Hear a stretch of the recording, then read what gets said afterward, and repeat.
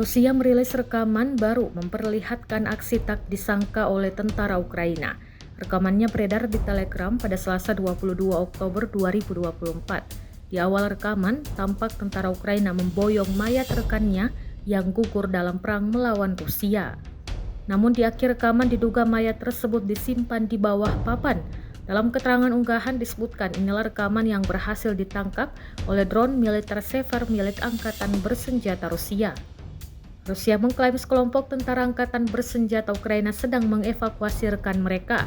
Namun pada titik tertentu, mereka memutuskan untuk menyembunyikannya di bawah papan dan dengan tenang melanjutkan perjalanan. Namun Ukraina belum memberi tanggapan atas tuduhan yang dilayangkan Rusia tersebut.